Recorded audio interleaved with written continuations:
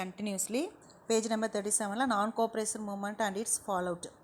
நான்-கோஆப்ரேஷன் movement வந்து உருவான விதம் அது எப்படி இதானுச்சு அப்படிங்கிறது. இப்போ Indian national Congress approved the non cooperation movement in special session எங்கே, அதாவது வந்து கல்கத்தாவில் கொண்டு வந்தாங்க செப்டம்பர் 1920. அன்லைன் பண்ணிக்கோங்க, நான்-கோஆப்ரேஷன் மூமெண்ட்னு எழுதலாம் சரிங்களா. 1920 நான்-கோஆப்ரேஷன் மூமெண்ட் ஈவெண்ட்டில் நம்ம எழுதலாம். 1920 கல்கத்தாவில் கொண்டு வந்தாங்க. அதுக்கப்புறம் வந்து இது வந்து நாக்பூரில் இந்த செஷன் ஏற்றுக்கொள்ளப்பட்டது. டிசம்பர் 1920 ஏற்றுக்கிட்டாங்க, இது ஓகே அப்படிங்கிறத ஏற்றுக்கிட்டாங்க. யாரால் இது பண்ணப்பட்டது அப்படின்னா சேலத்தில் இருக்கிற விஜய ராகவாச்சாரியார் அப்படிங்கிறவரால் அது வந்து முன்னாடி கொண்டு வரப்பட்டது. இதில் என்னென்ன ப்ரோக்ராம் இது கொண்டு வந்தது, அந்த அமைப்பு கொண்டு வந்ததில் என்னென்ன ஃபாலோ பண்ணுறாங்க என்னென்னா, ஃபஸ்ட்டு பார்த்தோம்னா surrender of all titles of honours and honorary officers. பிரிட்டிஷ்காரங்க வந்து நமக்கு சொன்னதை செய்யாதனால அவங்க கொடுத்த எல்லா பட்டம் பதவிகள் எல்லாத்தையும் திறந்துடணும் அப்படிங்கிறது. அப்புறம் நான் பார்ட்டிசிபேஷன் கவர்மெண்ட் ஃபங்க்ஷன்ஸு, பிரிட்டிஷில் இருக்கிற அரசாங்க எந்த ஒரு நிகழ்ச்சியிலையும் கலந்துக்கக்கூடாது. Suspension of practice by lawyers and settlement of court disputes by private arbitration, அதாவது வந்து ஆஜராகக்கூடாது, நீதிமன்றத்தில் வந்து எந்த ஒரு நீதிபதிவையும் ஆஜராகக்கூடாது. Boycott of government schools by children and parents, ஸ்கூலில் வந்து பேரண்ட்டு தங்களுடைய குழந்தைகளை வந்து அனுப்பக்கூடாது அப்படிங்கிறது கவர்மெண்ட் ஸ்கூலுக்கு. Boycott of legislative created under the 1919 act, அந்த 1919 வருஷம் அது கீழே அந்த சட்டத்தோட அந்த ஆக்ட்னு சொல்கிறாங்களே அதுக்கு கீழே உருவாக்கப்பட்ட சட்ட பேரவை வந்து புறக்கணிக்கணும். பாய்காட்னா புறக்கணிக்கணும், வேண்டாம் அப்படிங்கணும். அப்புறம் நான் participation in government parties and other official functions, எந்த ஒரு விழாக்களிலையும் கலந்துக்கக்கூடாது. Refusal to accept any civil or military post, குடிமை பணி, இராணுவ பணி இது எல்லாத்தையும் வந்து மறுத்துடணும், எதுவுமே நான் உங்களுக்கு செய்ய மாட்டேன் அப்படின்னு சொல்லுது.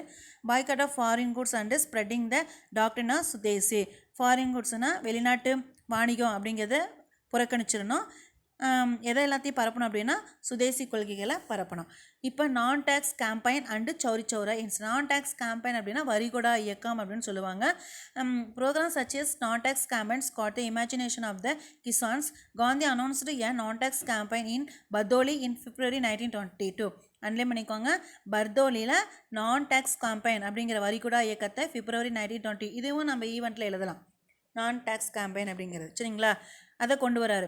இது மூலியமாக என்ன பண்ணுறாரு அப்படின்னா, these movements greatly enhanced Gandhi's reputation as a national leader, especially the peasants. Gandhi made a nationwide tour, அதாவது வந்து நிறைய கருத்துக்களை பரப்புறாரு.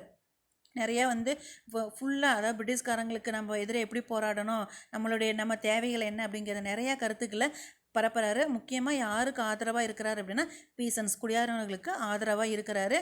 நிறையா ஊராக போய் டூர் மாதிரி நிறைய இடங்களுக்கு போய் நிறைய தெரிஞ்சுக்க ஆரம்பிக்கிறாரு. wherever he visited there was a bonfire of foreign cloth, thousands laced government jobs, students gave up their studies in large numbers and lawyers gave up thriving practices. அப்புறம் அதாவது வந்து இந்த வெளிநாட்டு ஆடைகள், காஸ்ட்லி ஆடை அப்படின்னு சொல்கிறாங்களே, டிசைனர்ஸ் ஆடைகள், இது எல்லாத்தையும் தீயிலிட்டு கொளுத்துங்க அப்படிங்கிறாரு. நிறையா கவர்மெண்ட் ஜாப்லேருந்து வெளியில் வந்துடணும், பிரிட்டிஷ்காரங்களுக்கு சொந்தமான அரசாங்க வேலையில் இருக்கக்கூடாது, ஸ்டூடெண்ட்ஸ் வந்து நாங்கள் ஸ்டடீஸ் விட்டுருங்க, இந்த மாதிரி நிறைய போராட்டங்களை பண்ணுறாரு. Boycott of British goods and institution were effective. The boycott of the Prince of Wales visit to India was successful.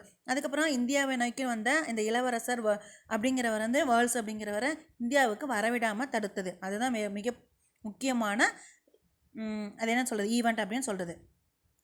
During this boycott, trade union and workers participated actively. However, Gandhi suddenly withdrew the movement because of the Chauri Chaura incident. ஆனால் இதெல்லாம் பண்ணிகிட்டே இருக்கிறாரு. But திடீர்னு பார்த்தீங்கன்னா இந்த மூமெண்ட்டை வந்து stop பண்ணுறாரு. ஏன்னா அதுக்கிடையில் அதை தொடர்ந்து கண்டினியூஸாக வந்து என்ன ஒரு பிரச்சனை வந்துருச்சு அப்படின்னா சௌரி சௌரா அப்படின்னு சொல்கிற இன்சிடென்ட்டு. அது என்ன அப்படின்னா, on 5 February 1922 procession of the nationalist in Chauri Chaura a village near Gorakhpur in present day Uttar Pradesh. Underline பண்ணிக்கோங்க, அதாவது கோரக்பூரில் இருக்கிற சௌரி சௌரா அப்படிங்கிற இடத்துல இந்த பிரச்சனை நடந்தது. எப்போ அப்படின்னா 1922. இப்போ 1922 நான் டேக்ஸ் கேம்பெயின் அப்படிங்கிற ஒரு ஈவெண்ட்டும் நம்ம வந்து டைம்லைன் சார்ட்டில் எழுதலாம். அதே மாதிரி சௌரி சௌரா இன்சிடென்ட் அப்படிங்கிற ஈவெண்ட்டும் நம்ம எழுதலாம், ரெண்டுமே எழுதலாம் டைம்லைன் சார்ட்டில் எழுதுறது. கோரக்பூர் அப்படிங்கிற இடத்துல சௌரி சௌரா அப்படிங்கிற இடம் இப்போ வந்து அதை இப்போ ப்ரெசென்டே அதை வந்து என்னென்னு சொல்கிறாங்க அப்படின்னா உத்தரப்பிரதேஷ் அப்படிங்கிறாங்க. Provoked by the police turned violent, the police finding themselves outarmed shut themselves inside the police station. The mob burned the police station. 22 policemen lost their lives. Gandhi immediately withdrew the movement. அதாவது என்னென்னா அந்த இடத்துல வந்து போராட்டம் அதாவது இந்த மாதிரி எங்களை வந்து துன்புறுத்தாதீங்க அப்படின்ட்டு சில பேருக்கெல்லாம் ஒன்று கூடி போலீஸ் ஸ்டேஷனுக்கு முன்னாடி வந்து எதிர்த்து போராட்டம் நடத்துகிறாங்க. பட் காந்தி வந்து அதை வந்து வேண்டாம் அப்படின்னு சொல்கிறாரு. வன்முறை வேண்டாம், நான் வயலட்டில் நம்ம ஈடுபடலாம் அப்படின்னு சொல்கிறாங்க. பட் அதை மீறி நிறைய போராட்டம் நடத்துறதுனால போலீஸ்காரங்க வந்து அவங்க மேலே தடியடி நடத்த ஆரம்பிக்கிறாங்க அந்த கும்பல் மேலே. ஸோ அவங்க வந்து என்ன பண்ணுறாங்க, எப்படி நீங்கள் இது பண்ணலாம் அப்படின்ட்டு போலீஸ் ஸ்டேஷனை எரிக்க ஆரம்பிச்சிடறாங்க. எரிச்சதில் எவ்வளோ பேர் எத்தனை போலீஸ்மேன் இறந்துடுறாங்க அப்படின்னா 22 போலீஸ்மேன் வந்து இறந்துடுறாங்க. இதை பார்த்துட்டு காந்திஜி என்ன பண்ணுறாரு, இமீடியட்டாக இந்த இதுவுமே வேண்டாம், இந்த மூமெண்ட் எதுவுமே வேண்டாம் அப்படின்ட்டு வெளியில் வந்தார். நான் டாக்ஸ் கேம்பெயின் வேண்டாம், சௌரிசர் இன்சிடென்ட் இருக்கக்கூடாது அப்படிங்கிறத வித்ட்ரா பண்ணுறாரு. This was done much against the wishes of many congressmen, including young leaders like Jawaharlal Nehru and Subhash Chandra Bose, who thought the movement was gaining momentum. அதாவது வந்து இதெல்லாம் வந்து விருப்பத்திற்கு அவங்களுக்கு வந்து பிடிச்சிருக்குது, இந்த மாதிரி பண்ணலாம் அப்படின்னு நினைக்கிறாங்க. பட் காந்தி வந்து இந்த மாதிரி பண்ணக்கூடாது அப்படிங்கிறது அவங்கள ஒரு விருப்பத்திற்கு மாறாக அது இருக்குது அப்படிங்கிறாங்க. லாஸ்ட்டாக காந்தி வந்து அரெஸ்ட் பண்ணிடுறாங்க. அதுக்கப்புறம் 1922 வெளியில் வந்துடுறாரு. Gandhi believed that the movement failed that not because of வந்தோடனே என்ன நினைக்கிறாருன்னா, இந்த மூமெண்ட் வந்து ஃபெயிலியர் ஆயிடுச்சு. அதுக்கு என்ன காரணம் அப்படின்னா, இப்போ பார்த்தோம்னா நம்மக்கிட்ட நிறைய ட்ரைன் அப் ஆன வாலண்டியர்ஸ் வீரர்கள் வந்து நிறைய அளவில் இல்லை, அதாவது சஃபிஷியண்டாக வேறு யாரும் ட்ரைன் அவுட் ஆனவங்க இல்லை அப்படிங்கிறது அவருக்கு தெரிய வருது. So soon after the Khilafat movement also came to an end as the office of the Khalifa was abolished in Turkey. அதே மாதிரி அந்த கலிப்பா அலுவலகம் அப்படிங்கிறதும் கடைசியாக வந்து மூடிடுறாங்க. எல்லாமே க்ளோஸ் ஆகிடுது. கிலாபத் மூமெண்ட்டு, சௌரி சௌடா, நாடாக்ஸ் கேம்பெயின் எதுவுமே இல்லாத போயிடுது. இதுக்கிடையில் வந்து ஸ்வராஜிஸ் காங்கிரஸ் வாஸ் டிவைடட் 2 குரூப்பாக பிரியுது. ப்ரோ சேஞ்சஸ் ஒன்று, நோ சேஞ்சஸ். ப்ரோ சேஞ்சஸ்னால் மாற்றத்தை வந்து விரும்புபவர்கள், நோ சேஞ்சஸ்னால் மாற்றத்தை விரும்பாதவர்கள். இதில் பார்த்தீங்கன்னா மோதிலால் நேரு, சியா தாஸ் இவங்க எல்லாமே என்ன நினைக்கிறாங்க அப்படின்னா, some of the Congress man led by Motilal Nehru and C R Das wanted to contest election enter the legislature. அதாவது வந்து நிறைய காங்கிரஸ்வாதிங்க என்ன பண்ணுறாங்கன்னா, இந்த மோதிலால் நேரு, சியாதாஸ் இவங்களாம் வரணும், எலெக்ஷனில் நின்று ஜெயிக்கணும் அப்படிங்கிற எண்ணம் அவங்கக்கிட்ட இருக்குது. They argue that the national interest would be promoted by the working in the legislative council under dyarchy and breaking the colonial government with him. They were called pro changers. இவங்கெல்லாம் வந்தால் நிறைய மாற்றத்தை கொண்டு வந்துடலாம், அதை வந்து இன்னும் நிறைய திட்டங்களை வந்து உருவாக்கலாம் அப்படிங்கிறது இதாகுது. ஸோ இவங்கெல்லாம் எதில் இருக்கிறாங்க அப்படின்னா, மோதிலால் நேரு, சியாதாஸ் அந்த மாதிரி இருக்கிறவங்களாம் மாற்றத்தை விரும்புவார்கள் அப்படின்னு சொல்லுவாங்க. அதை தவிர Gandhi, like Vallabhbhai Patel, Rajaji and others known as no changes. இவங்க எல்லாருமே நோ சேஞ்சஸாக இருக்கிறாங்க. Wanted to continue non cooperation with the government. Okay, அடுத்தது பார்த்திங்கன்னா மோதிலால் நேரும் சியாதாஸும் 2 பேர் சேர்ந்து ஒரு பார்ட்டி ஆரம்பிக்கிறாங்க. என்ன அப்படின்னா ஸ்வராஜ் பார்ட்டி. எப்போனா ஜனவரி 1923 அனலைன் பண்ணிக்கோங்க. ஆனால் காலப்போக்கில் பார்த்தீங்கன்னா கொஞ்ச நாளில் சியாதாஸ் வந்து இறந்துடுறாரு. அவர் இறந்ததுக்கப்புறம் அந்த 1925 அந்த ஸ்வராஜ் பார்ட்டி அப்படிங்கிறது டிக்ளைனை நோக்கி போயிடுது. கொஞ்ச நாள் தான் அது மூவ் ஆகிட்டு இருக்குது. பட் எந்த ஒரு இது இல்லாதனால சியாதாஸ் இறந்ததுக்கப்புறம் அதை ஏற்று நடத்துறதுக்கு உண்டான திறமைகள் இல்லாதனால அந்த பார்ட்டி அப்படிங்கிறது போயிடுது. டயார்ச்சின்னா இரட்டையாட்சின்னு முறைன்னு சொல்லுவாங்க. என்ன அப்படின்னா, a system of dual government introduced under the Government of India Act 1990 divided the powers of the provincial government. ஒன்று ரிசர்வ்டு, இன்னொன்று டிரான்ஸ்ஃபர்டு. 2 பிரிக்கிறாங்க. ரிசர்வ்டு 2. டயார்ச்சின்னா எல்லாமே ஒட்டுக்கா ஒரே ஒரு சட்டமே, இது ஒரே ஒரு கட்சியே பார்க்க முடியாது. அப்போ வந்து 2 பிரிச்சுக்கணும். 2 குரூப்பாக ஃபார்ம் பண்ணி ஒவ்வொரு குரூப்புக்கும் ஒவ்வொரு துறையை வந்து கொடுத்து பார்த்துக்கோங்க அப்படின்னு சொல்கிறது. சரிங்களா? அந்த மாதிரி தான். இப்போ வந்து லீடரே நம்ம சொல்கிறோம்னா, லீடரே எல்லா வேலையும் பார்க்க முடியாது. சப்ஸ்டியூஷன் ஒருத்தர் இருக்கிறாங்க பார்த்தீங்களா, சப் லீடர், அது என்ன சொல்லுவாங்க, வைஸ் பிரின்சிபல், வைஸ் லீடர் அப்படின்னு சொல்கிறாங்க பார்த்தீங்களா, அந்த மாதிரி கூட இருக்கிறவங்க 2 பிரித்து அந்த வேலையை செய்கிறது. ஒன்று வந்து ரிசர்வ்டு, இன்னொன்று டிரான்ஸ்ஃபர்டு. ரிசர்வ்டுனா அதில் எந்தெந்த இதை பார்த்துக்குவாங்க அப்படின்னா, ஃபினான்ஸு, டிஃபென்ஸு, பாதுகாப்பு, police, justice, land revenue and irrigation, இது எல்லாம் இதையும் பார்க்குறது யார் அப்படின்னா ரிசர்வ்டு. டிரான்ஸ்ஃபர்டுனா யாருன்னா லோக்கல் செல்ஃப் கவர்மெண்ட், உள்ளாட்சி அரசாங்கம், எஜுகேஷன், கல்வி, public health, public works, agriculture, விவசாயம், ஃபாரஸ்ட்டு, காடு, மீன் வளர்ப்புத்துறை, இது எல்லாத்தையும் பார்க்குறது யாருன்னா டிரான்ஸ்ஃபர்டு. பார்த்துக்கோங்க, ரிசர்வ்டுங்கிறது டிரான்ஸ்ஃபர்டு 2 பிரித்து அந்த வேலையை செய்கிறது. ஓகே, அடுத்து பார்த்தீங்கன்னா கன்ஸ்ட்ரக்டிவ் ப்ரோக்ராம் ஆஃப் காந்தி, ஆக்கப்பூர்வ திட்டம். அதாவது வந்து சௌரி சௌரா இன்சிடென்ட்டுக்கு அப்புறம் Gandhi felt that the volunteers and the people had to train அடிய நான் வயலண்ட் ஸ்ட்ரகிள். நிறைய நினைக்கிறாரு, எல்லாரும் இப்படி எல்லாம் மனசில் நிறைய இருக்கிறனால தான் அவங்க வந்து சண்டைன்னு போகிறாங்க. ஸோ அவங்க மனசெல்லாம் இது பண்ணி ஸ்டார்ட் பண்ணி அவங்கள வந்து ட்ரெயின் அப் பண்ணணும், நான் வயலண்ட்டில் கொண்டு போகணும் அப்படிங்கிற ஒரு ட்ரெயின் அப் வந்து அவங்களுக்கு கொடுக்கணும் அப்படின்னு நினைக்கிறாரு. As a part of this effort he focused on promoting khadi, Hindu Muslim unity and the abolition of untouchability. முக்கியமாக எதை கொண்டு வராரு அப்படின்னா காதி, அதாவது வந்து உடை அப்படின்னு சொல்கிறோம் இல்லைங்களா அது. அப்புறம் வந்து ஹிந்து முஸ்லீம் யுனைட்டியாக இருக்கணும், சண்டை போடக்கூடாது, ஒற்றுமையாக இருக்கணும். அப்புறம் எதை ஒழிக்கணும் அப்படின்னா அன்டச்சபிலிட்டி, தீண்டாமை அப்படின்னு சொல்கிறாங்க பார்த்தீங்களா, அதை ஒழிக்கணும். இதுதான் அவங்களுடைய முக்கியமான கருத்தாக இருக்குது. He exhorted the congressman go throughout your districts and spread the message of Qadar, the message of Hindu-Muslim unity, the message of untouchability, and take up in hand the youth of the country and make them real soldiers of Swaraj. அதாவது வந்து இளைஞர்களே எல்லாத்தையும் அனுப்புங்க, போய் அவங்க மூலியமாக கதருங்கிறத, இந்து முஸ்லீம் unity இது எல்லாத்தையும் பரப்புங்க, தீண்டாமை ஒழிக்கணும் அப்படிங்கிற கருத்துக்களை வந்து நீங்கள் பரப்பணும் அப்படின்ட்டு சொல்கிறாரு. இளைஞர்களால் தான் இதை வந்து செய்ய முடியும் அப்படிங்கிறத எடுத்துணர்த்துறாரு. He made it compulsory for the all காங்கிரஸ்மென்ஸு.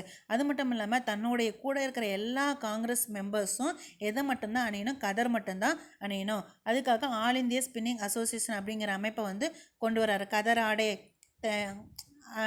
இது பண்ணுறாங்களேங்களா, நூற்கிறாங்கிறீங்களா, அந்த இதை வந்து கொண்டு வராரு. அடுத்தது, despite the cooperation of the Hindus and Muslims during the Khilafat movement and the non-cooperation movement, the unity of fragile. ஆனால் வந்து கொஞ்சம் இதாக தான் இருந்தது. ஃபஸ்ட்டு அந்த இதெல்லாம் நார்மலாக தான் போயிட்டு இருந்தாலும் காலப்போக்கில் வந்து ஒரு விரிவாக்கம் இருந்தது.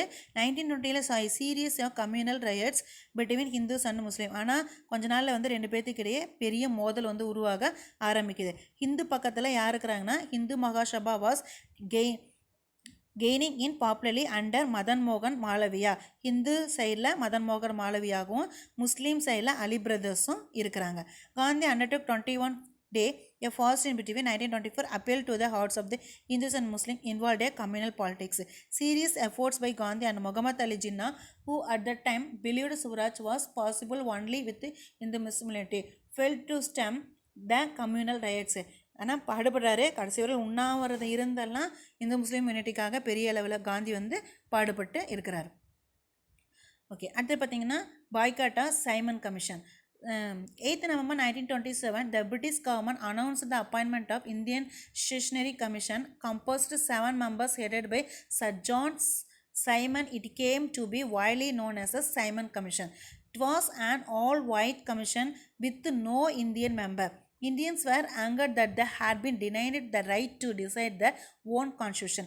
All sections of India, including the Congress and Muslim League, decided to boycott the commission. அதாவது என்னென்னா, November 8, 27 அப்போ பிரிட்டிஷ் கவர்மெண்ட் வந்து என்ன பண்ணுதுன்னா, இந்தியாவுக்கு 7 பேர் கொண்ட குழுவை வந்து அனுப்பிச்சி விடுது.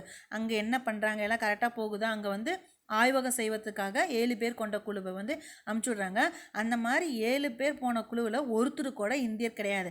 இந்தியருக்கு எந்த ஒரு பொசிஷனுமே கொடுக்கல. எல்லாமே பிரிட்டிஷாக இருக்கிறனால இந்தியர்களை வந்து வேண்டாம் அப்படின்ட்டு ஒதுக்குறாங்க. எங்களுக்கும் வந்து தகுந்த இடம் கொடுக்கணும் அப்படின்ட்டு அவங்கள வந்து எதிர்த்து போராடுறாங்க. அதனால் வந்து என்ன ஆயிடுச்சுன்னா, காங்கிரஸ் முஸ்லீம்கிட்டே நிறைய பிரச்சனைகள் வர ஆரம்பிக்குது. wherever the commission went, there were protests and black flag marches with the slogan go back Simon, திரும்பி போங்க, நீங்கள்லாம் வரக்கூடாது அப்படின்ட்டு அவங்க வர இடத்துல நின்று அந்த அட்டையில், கருப்பு அட்டையில் வந்து இப்போ ஏரோப்ளைனில் நம்ம வராங்கன்னு வச்சுக்கோங்களேன், அவங்க பேர் எழுதி அட்டையை நம்ம பிடிச்சி காமிப்போம் பார்த்தீங்களா. அதுக்கப்புறம் இன்னும் நிறையா வாழ்க ஒழிக இதெல்லாம் சேர்த்து கூட எழுதி பிடிப்பாங்களே, அந்த மாதிரி கோ பேக் சைமனே திரும்பி போ அப்படிங்கிற கார்டு அடித்து அவங்கள வந்து நீங்கள் திரும்பி போக, இந்தியாவுக்குள்ளார வராதிங்க அப்படின்ட்டு அவங்கள இது பண்ணுறாங்க. In one such assault, Lahore, Lala Lajpat Rai was seriously injured and died a few days later. இதுக்காக பெரியல ரொம்ப கஷ்டப்பட்டு அடிதடிப்பட்டு இறந்தவர் யார் அப்படின்னா லாலா லஜபத் ராய்.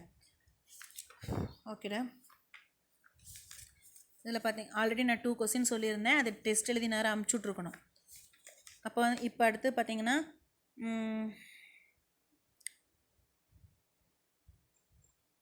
கிளாபத் மூமெண்ட் வச்சுட்டேன். why did Gandhi withdraw the non-cooperation movement? Page number 38 பார்த்துக்கோங்க. 38 பார்த்தீங்கன்னா அந்த நான் டேக்ஸ் கேம்பெயின் வரிகுடா இயக்கத்தில் 2வது பேராவில் பாருங்கள். ஆன் 5 February 1922 அதிலிருந்து டேர்னடு வயலண்ட் வரையில் ஃபஸ்ட் பாயிண்ட்டு, த போலீஸ் ஃபைண்டிங்லேருந்து போலீஸ் ஸ்டேஷன் வரையில் second point, the mob burnt the police ஸ்டேஷன்லேருந்து மூமெண்ட் வரையில் 3rd பாயிண்ட்டு. 3 பாயிண்ட்ஸு புரியுதுங்களா? அது ப்ரீஃப்லி 3. அது டீட்டெயில் 1 மார்க் பண்ணிக்கலாம். examine the factors.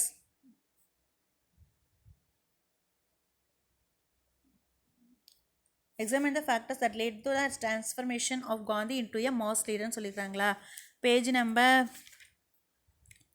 36 38 எடுத்துக்கோங்க. 38 பாருங்கள்.